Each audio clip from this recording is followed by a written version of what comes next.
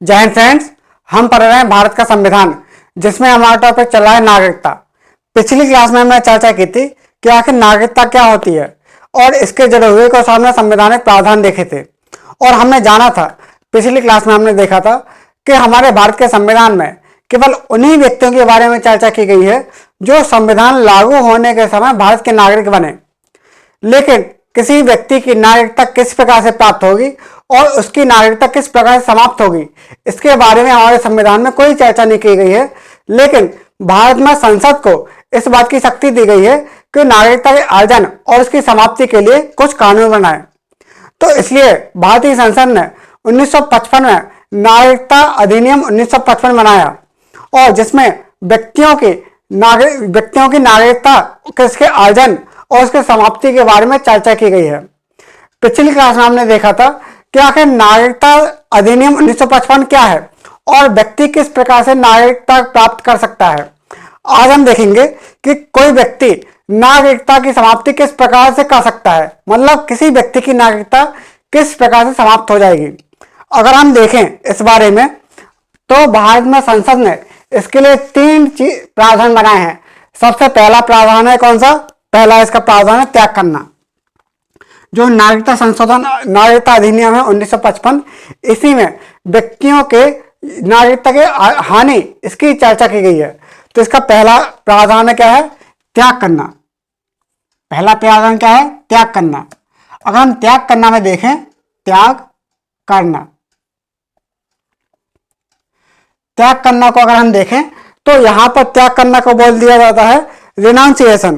तो इसमें हम क्या होते हैं, अगर मान लो किसी व्यक्ति ने इच्छा से, अपनी इच्छा से किसी अन्य देश की नागरिकता, अगर किसी व्यक्ति ने अपनी इच्छा से किसी अन्य देश की नागरिकता की घोषणा करता है, या फिर किसी अन्य देश के लिए नागरिकता के लिए आवेदन करता है, या फिर वहां की नागरिकता लेने के लिए इच्छुक है, तो भारत की नागरिकता का त्याग कर सकता है। लेकिन अगर मान लो भारत के साथ किसी देश का युद्ध चल रहा हो और उसी समय अगर नागरिकता के लिए आवेदन किया, तो भारत सरकार उसकी नागरिकता को कैंसिल कर सकती है।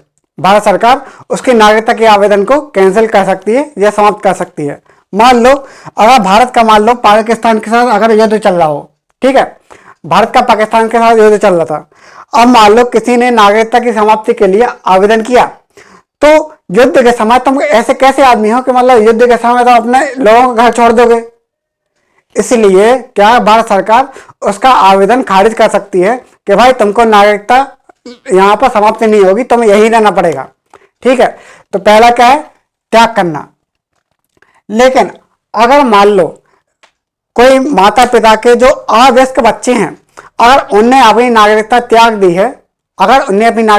दी है, तो जो अवयस्क बच्चे हैं 18 साल के होने के बाद, वयस्क होने के बाद अगर पुनः भारत की नागरिकता प्राप्त करना चाहते हैं, तो वो आवेदन करके नागरिकता प्राप्त कर सकते हैं।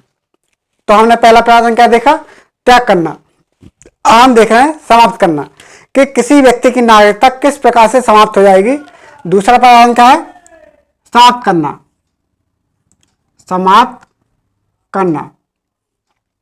पहला हमने क्या देखा? त्याग करना। अगर मान लो स्वेच्छा से किसी अन्य देश की नागरिकता के लिए वो भारत की नागरिकता त्याग करता है, तो उसे हम क्या बोलते हैं? त्याग करना। अब आता है समाप्त करना। अगर मान लो कोई व्यक्ति अपनी इच्छा से बिना किसी दबाव के किसी अन्य देश की नागरिकता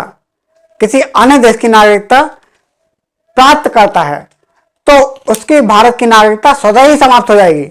अगर मान लो किसी व्यक्ति ने अपनी इच्छा से बिना किसी दबाव के किसी अन्य देश की नागरिकता ग्रहण कर ली है, तो उसकी जो भारत की नागरिकता स्वतः ही समाप्त हो जाएगी, अपने आप ऑटोमेटिक खत्म हो जाएगी, क्योंकि भारत में एकल नागरिकता का प्रावधान है। तो यहां पे हमने देखा, अगर मान लो यहां पर हमने त्याग में क्या देखा था? अगर मान लो वो नागरिकता की घोषणा करता है, नागरिकता समाप्ति की घोषणा कर रहा है, यहां पर हमने क्या देखा? भारत में नागरिकता समाप्ति की घोषणा कर रहा है। क्या? घोषणा। जबकि यहां पर क्या कर रहा है, यहां पर किसी अन्य देश की नागरिकता प्राप्त कर लेता है, किसी अन्य देश की नागरिकता, अन्य देश की नागरिकता, अन्य देश की नागरिकता प्राप्त कर लेता है, तो उसकी भारत की नागरिकता स्वतः ही समाप्त हो जाएगी, ऑटोमेटिक। अब इसका जो तीसरा प्रावधान है, तीसरा प्रावधान क्या है, अपदस्थ करना या वंचित करना। तीसरा प्रावधान क्या है, अपदस्थ करना, अपदस्थ करना या वंचित करना, वंचित करना। तो ये क्या है तीसरा प्रावधान, तीसरा प्रावधान बोल रहा है, अभी हम लिखाएंगे एक साथ तीनों।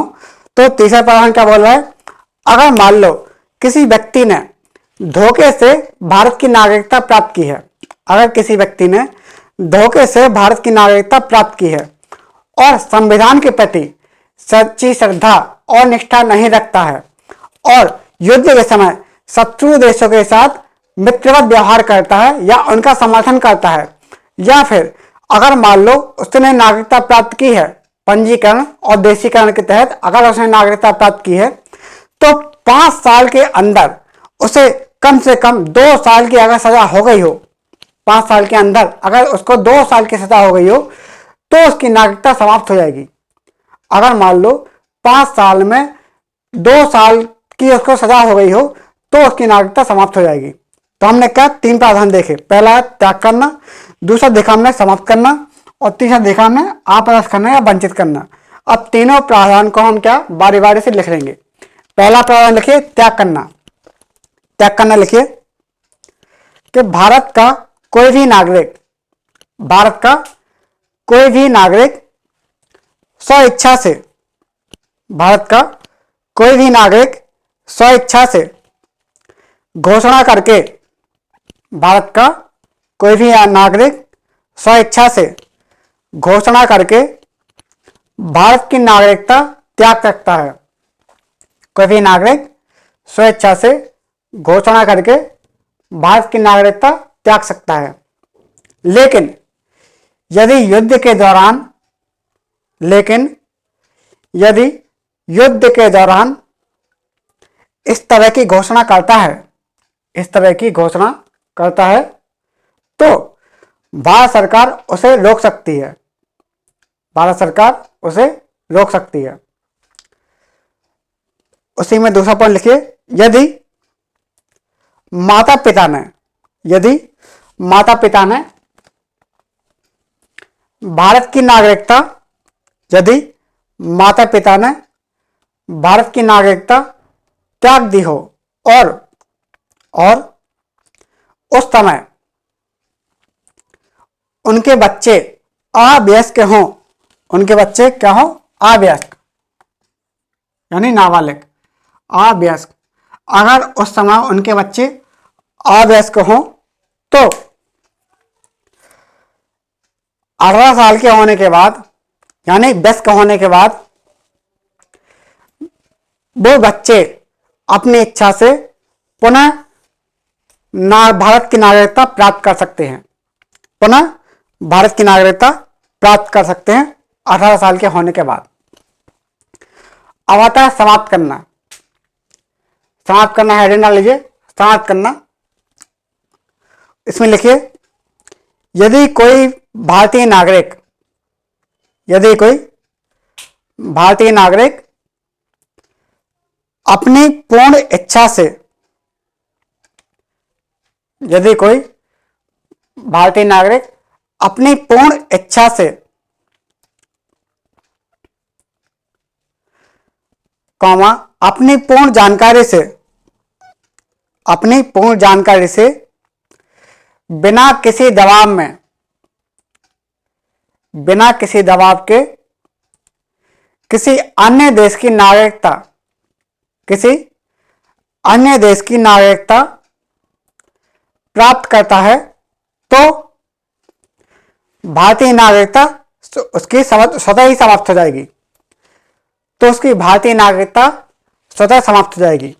हमने दो देखा अभी, अगर वह नागरिकता की समाप्ति की घोषणा कर देता है या फिर किसी अन्य देश की नागरिकता प्राप्त कर लेता है तो उसकी नागरिकता समाप्त हो जाएगी।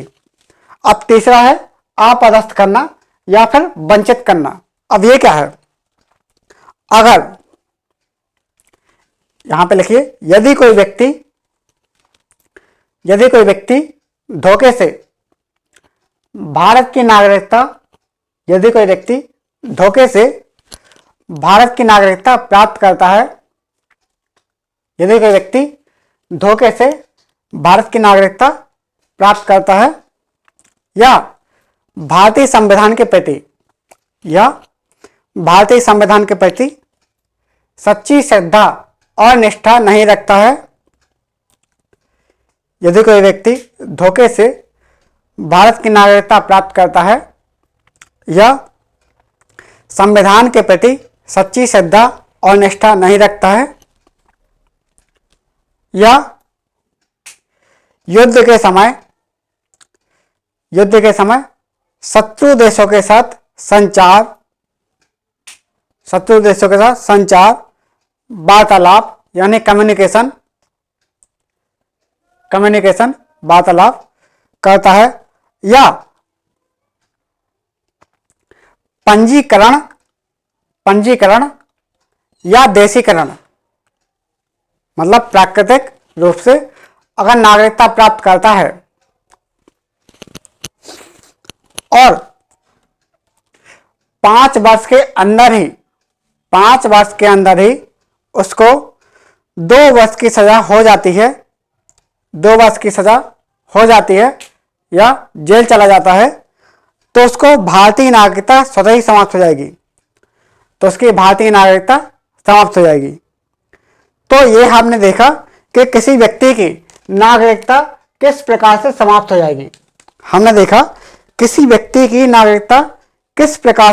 जाएगी। अब यहां पे हम देखेंगे एनआरआई। हम देखेंगे इसके आगे के प्रावधान। जैसे कुछ इंपॉर्टेंट चीजें हैं जो एग्जाम के लिए थोड़ी थोड़ी इंपॉर्टेंट है। जैसे एक शब्द आता है एनआरआई। आखिर एनआरआई क्या होता है? एनआरआई हेडिंग डाल लीजिए। एनआरआई के आखिर एनआरआई क्या होता है?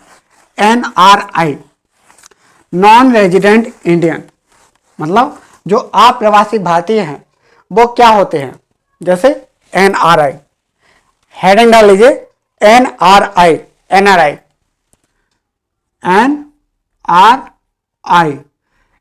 को हम बोलते हैं non resident Indian.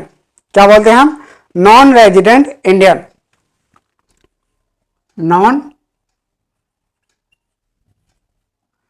Non resident Indian. NRI मतलब क्या है? Non resident Indian. इसको हम क्या बोलते हैं? अप्रवासी भारतीय। अप्रवासी भारतीय। ये क्या है? अप्रवासी भारतीय। अगर मान लो कोई व्यक्ति है, वो भारतीय व्यक्ति है, भारत का पासपोर्ट रखता है, मतलब कोई भारतीय व्यक्ति है, भारत का व्यक्ति है और भारत का पासपोर्ट भी रखता है, लेकिन सामान्य तौर पर भारत से बाहर निवास करता है। जैसे भारत में अभी प्रावधान है 182 दिन से अगर ज्यादा अगर मान लो भारत से बाहर रहता है तो उसको क्या बोला जाएगा? एनआरआई। अगर मान लो कोई भारतीय व्यक्ति है और उसके पास भारत का पासपोर्ट भी है, लेकिन किसी समय वो भारत से बाहर रहता है, अगर मान लो वो एक सामान्य तौर पर भारत से बाहर रहता है, जैसे 182 दिन, इससे अगर वो बाहर रहता है तो उसे हम क्या बोल सकते हैं? उसे बोल सकते हैं हम एनआरआई।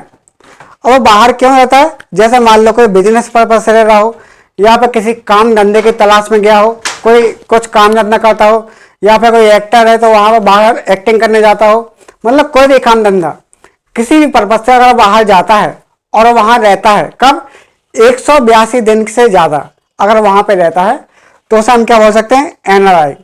उसे हम क्या बोल देते हैं? एनआरआई।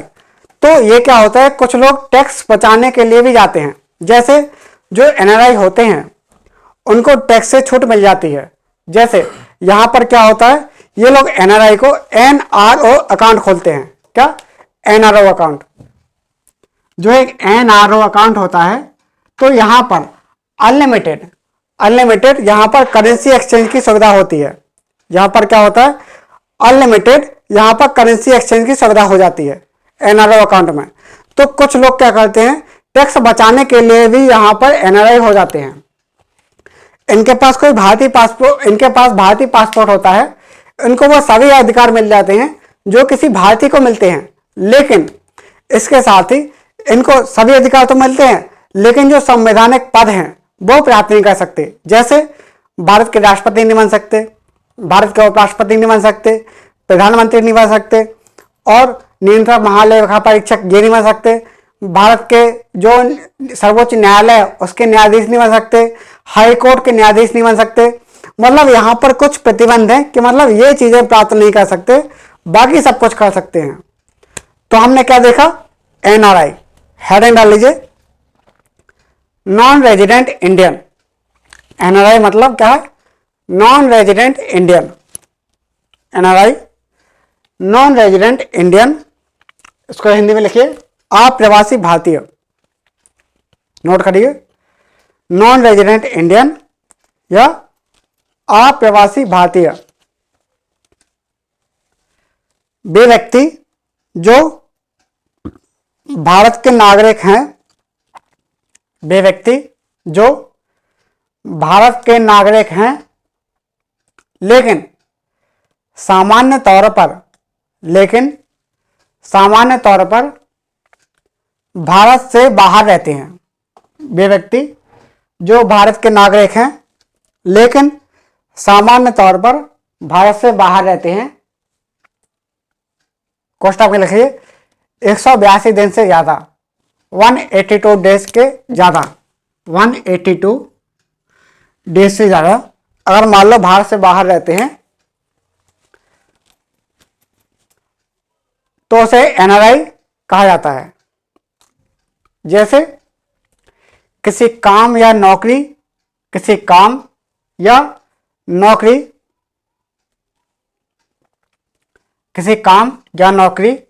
या कोई धंधा की वजह से या टैक्स बचाने की वजह से या टैक्स बचाने के उद्देश्य से भारत से बाहर रहते हैं। इनके पास, उसी में अगला पॉइंट लिखिए, इनके पास भारतीय पासपोर्ट होता है। इनके पास भारतीय पासपोर्ट होता है।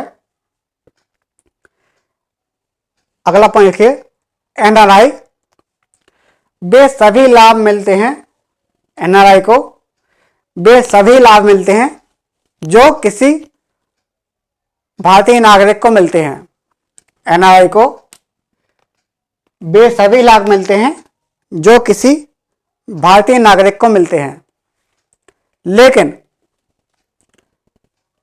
जैसे वे सभी लाभ मिलते हैं जो भारतीय नागरिक को मिलते हैं, जैसे वोट देने का अधिकार, जैसे क्या वोट देने का अधिकार है भारतीय नागरिक को, ऐसे ये लोग भी वोट देते हैं।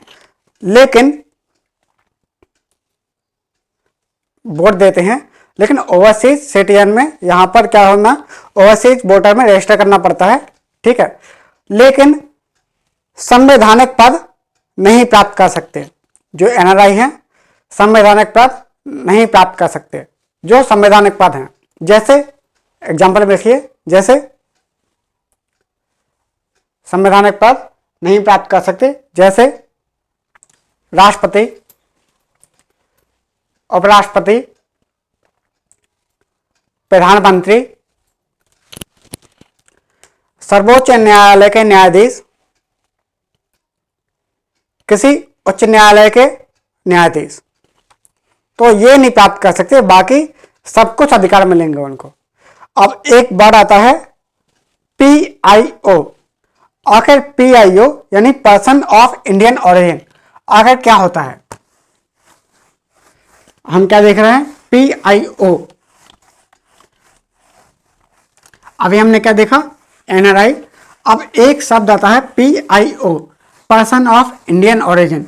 आखिर ये क्या होता है? आइए हम देखते हैं। जैसे एक शब्द आता है PIO, PIO। अब PIO का मतलब होता है person of Indian origin, person of Indian origin. PIO का मतलब होता है person of Indian, person of Indian origin, person of Indian origin.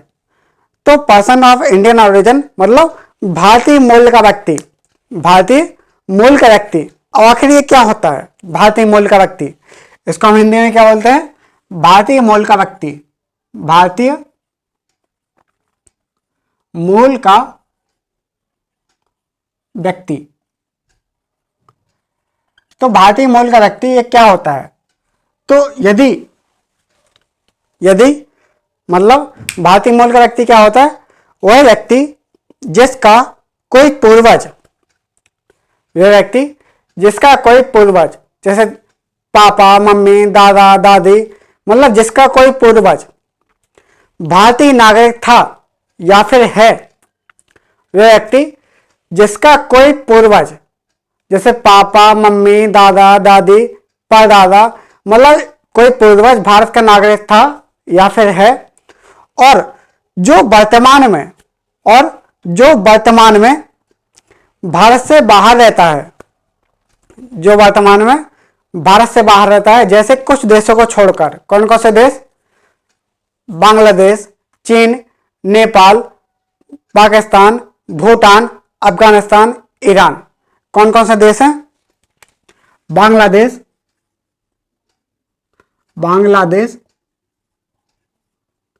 चीन, पाकिस्तान, बांग्लादेश, चीन, पाकिस्तान, नेपाल, भूटान, अफगानिस्तान और ईरान।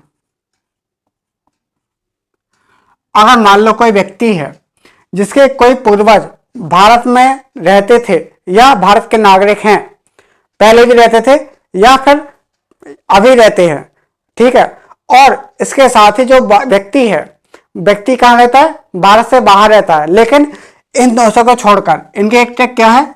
बचपन से BA करने का मेरा सपना था। तो यहां पर हम क्या है, इसको याद कर सकते हैं। बी से बांग्लादेश, चीन, पाकिस्तान, नेपाल, और यहां पर क्या? भूटान, अफगानिस्तान, और ये क्या होता है? आई मतलब मेरा, ठीक है। तो यहां पर हम ऐसे याद रख सकते हैं, ये क्या है? ईरान, ठीक है। तो ये क्या हो जाएगा? ईरान, बांग्लादेश, चीन, पाकिस्तान, नेपाल, और ये क्या हो जाएगा? भूटान, अफगानिस्तान, और यहां पर ईरान। तो अगर कोई व्यक्ति इन देशों के अलावा किसी अन्य देश में रहता है तो उसे हम क्या बोल सकते हैं? उसे हम बोल सकते हैं भारतीय मूल का व्यक्ति। और वह जहां पर रहता है उसी देश का नागरिक है तो उसे हम क्या बोल सकते हैं? भारतीय मूल का व्यक्ति। उसे हम क्या बोल सकते हैं? भारतीय मूल का व्यक्ति। वह किसी जमाने में भारत का नागरिक था लेकिन अब नहीं है, किसी जमाने में भारत का नागरिक था लेकिन अब नहीं है, तो उसे हम क्या बोलते हैं? भारतीय मूल का व्यक्ति। अगर मान लो इसको, अगर भारत की नागरिकता प्राप्त करनी है, अगर भारतीय मूल के व्यक्ति को भारत की नागरिकता प्राप्त करनी है, तो इसके लिए हमने आपको कल बताया था कि उसको नागरिकता का आवेदन करने के पहले 7 वर्ष कानूनी तौर पर, कानूनी रूप से भारत में निवास करना पड़ेगा, फिर वह नागरिकता के लिए आवेदन कर सकता है। तो यहां पे हेडिंग डाल लीजिए PIO यानी person of Indian origin, person of Indian origin यानी भारतीय मूल का व्यक्ति,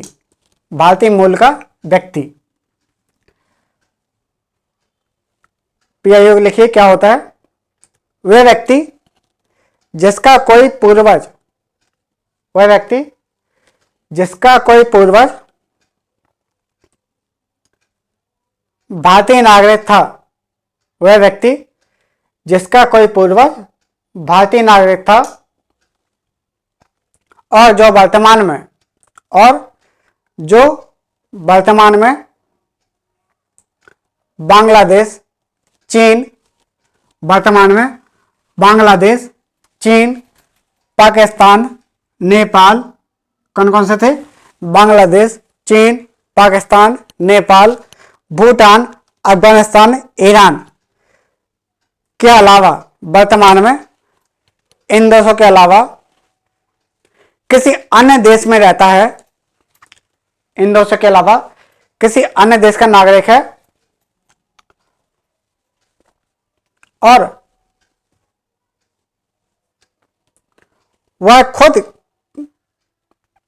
किसी समय भारत का नागरिक था, तो वह भारतीय मूल का व्यक्ति है। वह खुद किसी समय भारत का नागरिक था, तो वह भारतीय मूल का व्यक्ति है। और दूसरा पॉइंट लिखिए इसी में, अगला, कि भारतीय नागरिकता प्राप्त करने के लिए पीआईओ को भारतीय नागरिकता प्राप्त करने के लिए नागरिकता अधिनियम 1955 के तहत पंजीकरण आवेदन के पहले 7 वर्ष भारत में वैध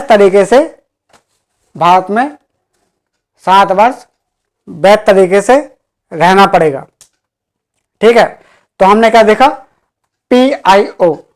अब एक हेडिंग डाल लीजिए, ओसीआई यानी ओवरसीज सिटीजन ऑफ इंडिया। ये थोड़ा नोट कर लीजिए। ठीक है, अब इसके बाद हम देख रहे हैं ओसीआई यानी ओवरसीज सिटीजन ऑफ इंडिया। क्या है ओसीआई?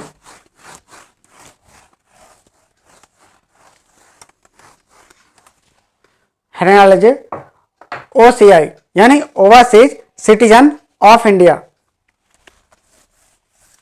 ओसीआई यानी ओवरसीज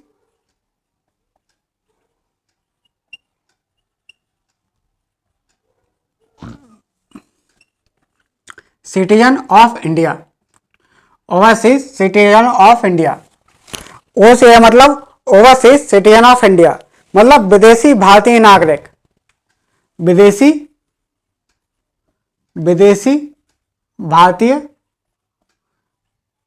भारतीय नागरिक, इसको हम क्या बोलते हैं? इसको हम समुद्र पार का नागरिक भी बोल सकते हैं। जैसे समुद्र पार का भारतीय, इसको हम क्या बोल सकते हैं? समुद्र पार का भारतीय। समुद्र पार का भारतीय। ठीक है, इसको हम क्या बोल सकते हैं? समुद्र पार का भारतीय। जैसे हमने देखा जो पीआईओ है, इसके जो पीआईओ बना था वो कब बना था? पीआईओ बना था 19/8/2002। कब हुआ था? 19/8/2002 को ये बन गया था। 19/8/2002 ये हम बताना भूल गए थे। 19/8/2002 को बन गया था। और ये कब बन गया था? ओसीआई 2/12/2005 को। 2/12/2005 यानी 2 दिसंबर 2005 को ओसीआई यहां पर बन गया था। अब इसको हम किसे बोलते हैं? तो वह व्यक्ति जो पाकिस्तान और बांग्लादेश को छोड़कर किसी अन्य देश का नागरिक है, जो पाकिस्तान और बांग्लादेश को छोड़कर किसी अन्य देश का नागरिक है और जिसके पास विदेशी पासपोर्ट है और विदेशों में रहता है, लेकिन भारत के साथ उसके संबंध है और वह भारत की नागरिकता प्राप्त करने की सभी शर्तें पूरी करता है। वह भारत की नागरिकता की सभी शर्तें पूरी करता है। जैसे सभी शर्तें कौन कौन सी हैं? जैसे संविधान लागू होने के समय भारत का नागरिक होने के लिए अर्ह था, या फिर संविधान लागू होने के बाद भारत का नागरिक बनने के लिए एलिजिबल था, या फिर यहां पर क्या है, या फिर 15 अगस्त 1947 के बाद किसी देश क्षेत्र का अधिग्रहण हो रहा था, वह वहां का नागरिक था, या फिर वो अवयस्क था और उसके माता पिता वहां के देश के नागरिक थे और उन्होंने किसी अन्य देश की नागरिकता प्राप्त कर ली थी और वो भी चला गया, तो उसको हम क्या बोलेंगे, OCI बोलेंगे। उसे हम क्या बोलेंगे, OCI। अब OCI जो होता है, OCI हमने क्या बताया, OCI कब बना था, 2/15/2005 को, और PIO को बना था 19/8/2002 को बन गया था। कब बना था, 19/8/2002 को बन गया था। मतलब जो PIO है, PIO और OCI दोनों साथ साथ ही नियम चल रहे थे, मतलब PIO भी साथ में चल रहा है और OCI दोनों भी साथ में, ये भी साथ में चल रहा है। यहाँ पर थोड़ा कंफ्यूजन नहीं हो रहा था नागरिकों को, तो यहाँ पर क्या हुआ, PIO और OCI दोनों को 9 जनवरी 2015 को, मतलब ये और ये दोनों को जोड़कर क्या बना दिया, OCI ही बोल दिया। OCI कब बोल दिया, 9 जनवरी 2015 को इनको क्या बोल दिया, OCI ही बोल दिया। मतलब जो व्यक्ति PIO था वो OCI हो गया, और OCI था वो तो OCI था, तो यहाँ पर क्या हो गया, 9 जनवरी 2015 को यहाँ पर दोनों का मर्ज कर दिया, विलय कर दिया, और बोला कि जो PIO थे वो भी OCI हो जाएंगे। और साथ में एक चीज और कर दी गई कि यहाँ पर 2015 में नागरिकता संशोधन अधिनियम के तहत 2015 में, इसी में 2015 में नागरिकता संशोधन अधिनियम 2015 के तहत विदेशी भारतीय नागरिक, जो विदेशी भारतीय नागरिक है, इसको क्या बना दिया, विदेशी भारतीय नागरिक को विदेशी भारतीय नागरिक कार्ड होल्डर बना दिया गया। ठीक है, तो 2015 में जो OCI था, मतलब विदेशी भारतीय नागरिक था, उसको क्या बना दिया गया, विदेशी भारतीय नागरिक कार्ड होल्डर बना दिया गया। क्या बना दिया, विदेशी भारतीय नागरिक कार्ड होल्डर, क्या बना दिया, कार्ड होल्डर। मतलब जो यहां पे था ना, यहीं पे क्या लिख दीजिए, कार्ड होल्डर लिख दीजिए, तो क्या हो जाएगा, 2015 का संशोधन, कार्ड होल्डर। तो यहां पर क्या हो गया, ये 2015 में विदेशी भारतीय नागरिक कार्ड होल्डर बन गया। अब यहां पर क्या है, इनको थोड़ी लाभ भी होते हैं। जैसे PIO का क्या होता है कि इनको अपनी जो PIO है उनको रिन्यू कराना पड़ता था भारत में आने के लिए, और कुछ समय के बाद, जबकि PIO क्या है, एक बार वो यहाँ पर OCI बन गया, तो भारत में आने के लिए उसको अनलिमिटेड वीजा मिल जाता था। मतलब चाहे जितनी बार भी आप भारत में आए उसको कोई दिक्कत नहीं थी। और यहाँ पर किसी भी उद्देश्य के लिए आ रहा हो, लेकिन अगर मान लो शोध कार्य के लिए आ रहा है, रिसर्च करने के लिए आ रहा है, किसी रिसर्च को करने के लिए, शोध करने के लिए आ रहा है, तो उसको FRRO से उसको परमिशन लेनी पड़ती थी। यहाँ पर उसको परमिशन लेनी पड़ेगी। ठीक है, तो हमने क्या देखा, OCI। अब जो OCI होता है उसको NRI जो होता है ना, NRI, तो NRI के साथ यहाँ पर क्या होता है, जैसे NRI को कुछ सुविधाएं मिल जाती हैं, ऐसे NRI के अलावा आर्थिक, वित्तीय और शैक्षणिक क्षेत्र में हर तरफ से इसको सुविधा में भागीदारी मिल जाती है। लेकिन उसमें ध्यान रखना, लेकिन कृषि और बागान परिसंपत्ति अधिग्रहण को छोड़कर, लेकिन उसको क्या हो, आर्थिक, वित्तीय, शैक्षणिक क्षेत्र में तो उसको भागीदारी मिल जाती है, लेकिन कृषि बागान परिसंपत्ति के अधिग्रहण को छोड़कर,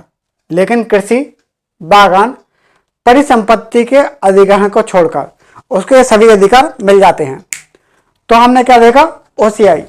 और यहां पर एक खास बात और याद रखना है कि OCI कार्ड होल्डर है, जो OCI कार्ड होल्डर को भारतीय नागरिकता प्राप्त करने के लिए, OCI कार्ड होल्डर को अगर भारतीय नागरिकता प्राप्त करनी है तो क्या करेगा, तो OCI कार्ड होल्डर को अगर भारतीय नागरिकता प्राप्त करनी है तो उसे नागरिकता अधिनियम 1955 के तहत, नागरिकता अधिनियम 1955 के तहत ओसीआई कार्ड होल्डर को 5 वर्ष के लिए 5 वर्षों पंजीकृत हो चुका है, 5 वर्ष तक वो पंजीकृत हो चुका है, और 1 वर्ष और 5 वर्ष के, सबसे पहले क्या है, ये 5 वर्ष के लिए 5 वर्ष पंजीकृत, क्या 5 वर्ष के लिए पंजीकृत हो चुका है, और 1 वर्ष के लिए, 1 वर्ष के लिए लगातार भारत में निवास कर रहा है, भारत में निवास कर रहा है, तो वह भारतीय नागरिकता के लिए आवेदन कर सकता है। मतलब 5 वर्ष के लिए पंजीकृत है और 5 वर्ष के लिए पंजीकृत के साथ वहां पर 1 वर्ष के लिए यहाँ पर भारत में लगातार निवास कर रहा है, 1 वर्ष के लिए भारत में लगातार रह रहा है, तो भारत में नागरिकता के लिए आवेदन कर सकता है। तो यहाँ पर लिख लीजिए OCI, OCI लिख लीजिए, overseas citizen of India, OCI overseas citizen of India. ये कब बना था? 2 दिसंबर 2005, 2 दिसंबर 2005। ये भी लिख लीजिए। PIO कब बना था? 19/8/2002 को बन गया था। अब इसको लिखिए, विदेशी भारतीय नागरिक, विदेशी भारतीय नागरिक, ये क्या है? विदेशी भारतीय नागरिक, इसको अभी मत लिखना, विदेशी भारतीय नागरिक। अब ये क्या होता है, लिखिए, वह व्यक्ति जो पाकिस्तान, वह व्यक्ति जो पाकिस्तान और बांग्लादेश को छोड़कर, वह व्यक्ति जो पाकिस्तान और बांग्लादेश को छोड़कर किसी अन्य देश का नागरिक है, वह व्यक्ति जो पाकिस्तान और बांग्लादेश को छोड़कर किसी अन्य देश का नागरिक है, किसी अन्य देश का नागरिक है, जिसके पास विदेशी पासपोर्ट है, जिसके पास विदेशी पासपोर्ट है, जिसके पास विदेशी पासपोर्ट है, तथा विदेश में रहता है, तथा विदेश में रहता है, लेकिन भारत के साथ उसके संबंध है, लेकिन भारत के साथ उसके संबंध हैं, लेकिन भारत के साथ उसके संबंध है, या फिर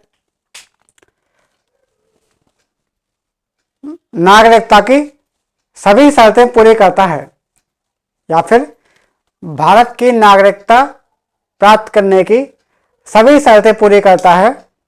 जैसे जैसे पहला, संविधान लागू होने के समय भारत का नागरिक, संविधान लागू होने के समय भारत का नागरिक था। पहला क्या है? संविधान लागू होने के समय भारत का नागरिक था, या संविधान लागू होने के समय कब लागू हुआ था? 26 जनवरी 1950 को। संविधान लागू होने के समय भारत का नागरिक बनने के लिए एलिजिबल था, यानी अर्ह था, एलिजिबल यानी अर्ह था, अर्ह था, भारत का नागरिक बनने के लिए अर्ह था संविधान लागू होने के समय। या जो 15 अगस्त 1947 15 अगस्त 1947 को भारत का भाग बना, उसका निवासी था, या जो 15 अगस्त 1947 को जो भारत का भाग बना उसका निवासी था, या कोई नाबालिग बच्चा जिसके माता पिता भारत के नागरिक हैं, जिसके माता पिता भारत के नागरिक हैं, या दोनों में से कोई एक भारत का नागरिक है, या दोनों में से कोई एक भारत का नागरिक है, दोनों में से कोई एक भारत का नागरिक है। ठीक है, तो हमने क्या देखा, ओसीआई। अब इसमें थोड़ा एक नोट डाल लीजिए, नोट 2015 में, 2015 में हमने देखा ना, 2015 में 2015 में नागरिकता संशोधन अधिनियम, नागरिकता संशोधन अधिनियम के तहत, नागरिकता संशोधन अधिनियम के तहत भारतीय नागरिक, विदेशी भारतीय नागरिक के स्थान पर, विदेशी भारतीय नागरिक के स्थान पर, पहले क्या था, विदेशी भारतीय नागरिक, कार्ड होल्डर नहीं था, विदेशी भारतीय नागरिक के स्थान पर विदेशी भारतीय नागरिक कार्ड होल्डर का नाम दिया गया। विदेशी भारतीय नागरिक कार्ड होल्डर का नाम दिया गया। अब नोट में दूसरा पॉइंट लिखिए, 2015 में पीआईओ और ओसीआई दोनों को जोड़ दिया। यहां पे लिख लीजिए पीआईओ प्लस ओसीआई 2015 में। कब? 9 जनवरी 2015 को, 9 जनवरी 2015 को पीआईओ प्लस ओसीआई को जोड़कर क्या बना दिया, ओसीआई ही बना दिया। मतलब जो पीआईओ से पीआईओ को भी बोल दिया कि ये ओसीआई है। कब? 9 जनवरी 2015 को, 9 जनवरी 2015 को जो पीआईओ था उसको भी ओसीआई बना दिया। ठीक है, तो हमने ये देखा। अब ओसीआई के कुछ लाभ भी हैं, जैसे इनको क्या होता है, आजीवन वीजा मिल जाता है। मतलब चाहे जब भारत में आ सकते हैं, चाहे जब जा सकते हैं, कोई दिक्कत नहीं है। तो ओसीआई के लाभ लिखिए, ओसीआई के लाभ,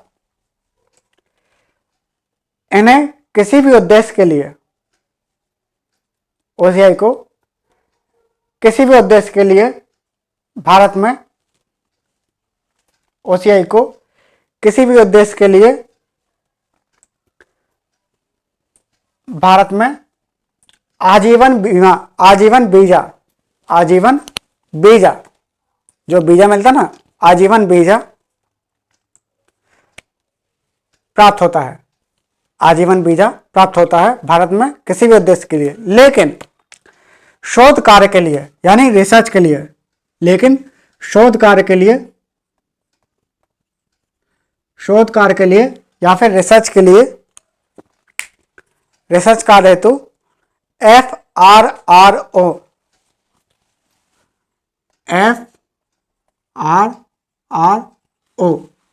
FRRO या पोस्ट या इंडिया मिशन में आवेदन करके भारत सरकार से अनुमति आवश्यक है।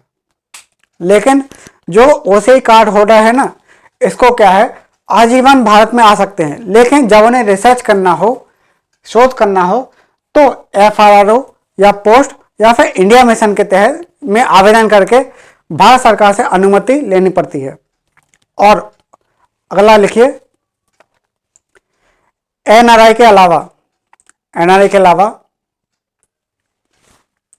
आर्थिक, वित्तीय, आर्थिक, वित्तीय तथा शैक्षणिक क्षेत्र में, आर्थिक, वित्तीय तथा शैक्षणिक क्षेत्र में उपलब्ध हर सुविधा में भागीदारी, हर सुविधा में भागीदारी, लेकिन कृषि और बागान, कृषि या बागान, कृषि या बागान परिसंपत्ति के अधिग्रहण को छोड़कर, कृषि बागान परिसंपत्ति के अधिग्रहण को छोड़कर, परिसंपत्ति के अधिग्रहण को छोड़कर। अब अगला टॉपिक उसी में लिखिए,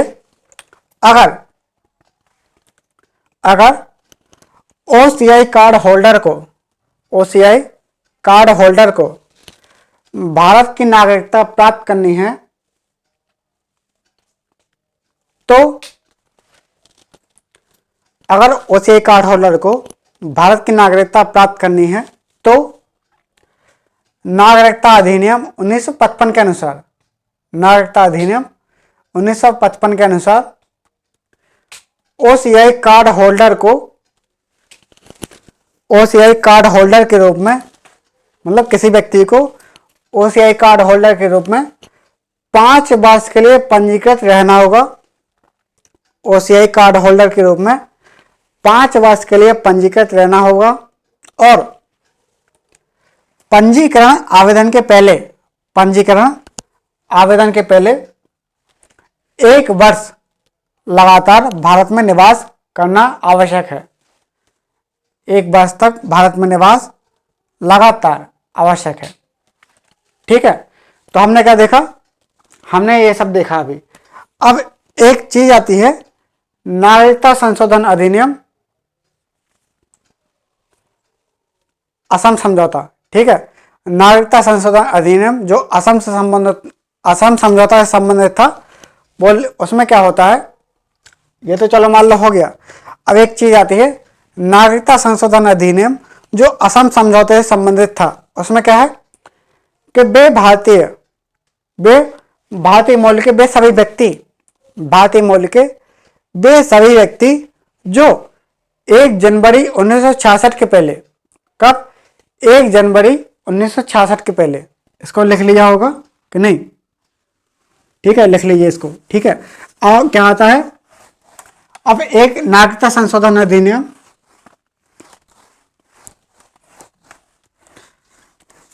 असम समझौते के तहत अगर कोई व्यक्ति नागरिकता संशोधन अधिनियम असम समझौते के तहत अगर कोई व्यक्ति नागरिकता संशोधन अधिनियम असम समझौते के तहत क्या नागरिकता संशोधन अधिनियम असम समझौता के तहत असम समझौते के तहत जो क्या है विदेशी भूमि से संबंधित था, विदेशी मामलों से संबंधित, जो क्या विदेशी मामलों से संबंधित था, विदेशी मामलों से संबंधित जो विदेशी मामलों से संबंधित था, तो इसके तहत क्या बोला गया, इसमें कुछ प्रावधान है। जैसे पहला प्रावधान क्या है कि अगर इसमें क्या है, पहला प्रावधान कि भारतीय मूल के वे सभी व्यक्ति जो 1 जनवरी 1966 के पहले, जो 1 जनवरी 1966 के पहले, जो 1 जनवरी 1966 के पहले भारत में आ गए, 1 जनवरी 1966 के पहले बांग्लादेश से असम आ गए। कहां पर? बांग्लादेश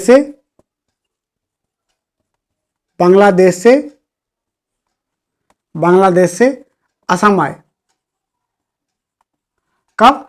1 जनवरी 1966 के पहले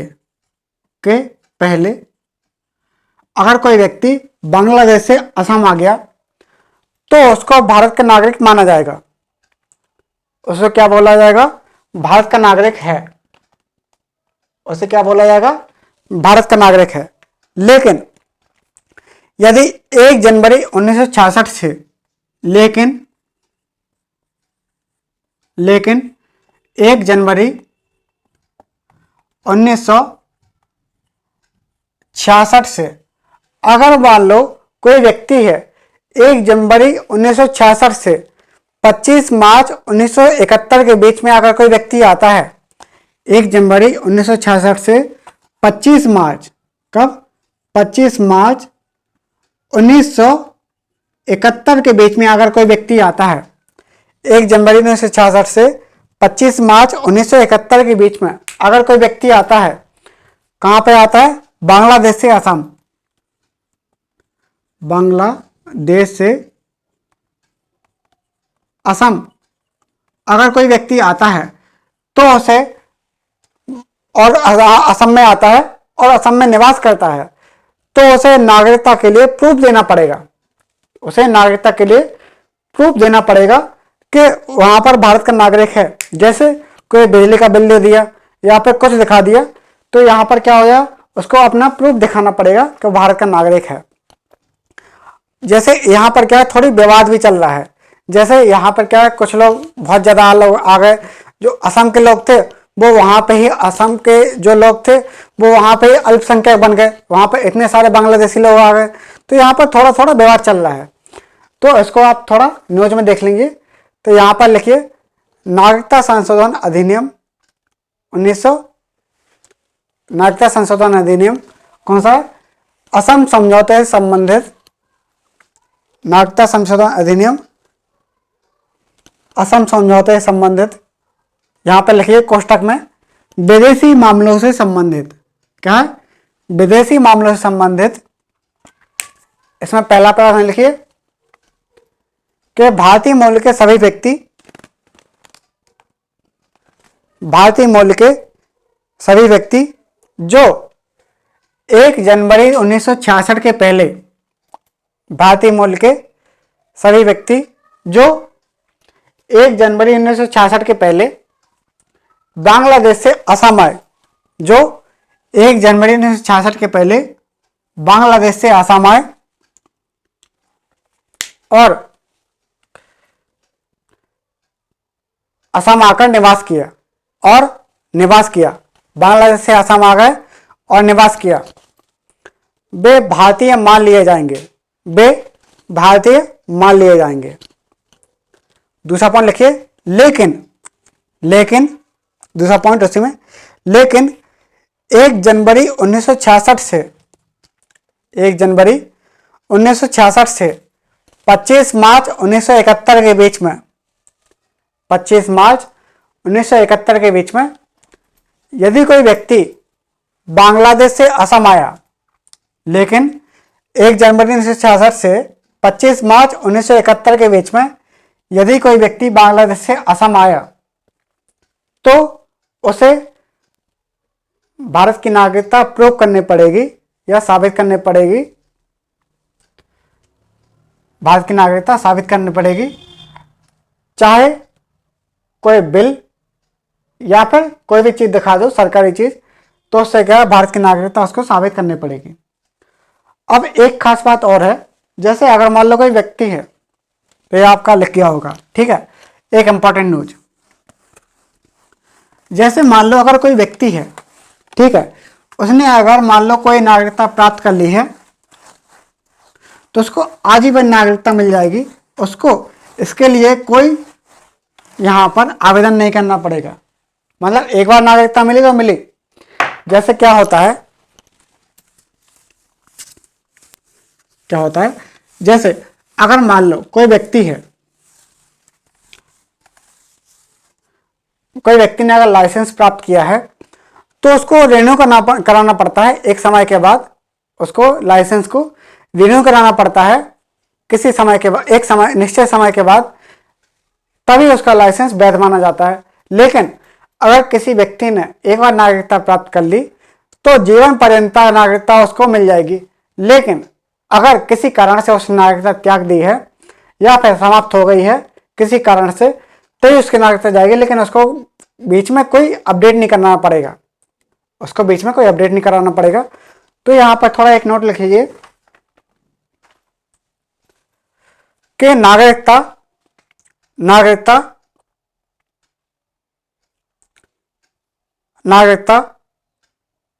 एक बार मिली, या फिर उसमें लिखिए, ऐसा अलग लिखिए थोड़ा, अगर किसी व्यक्ति को एक बार नागरिकता मिली,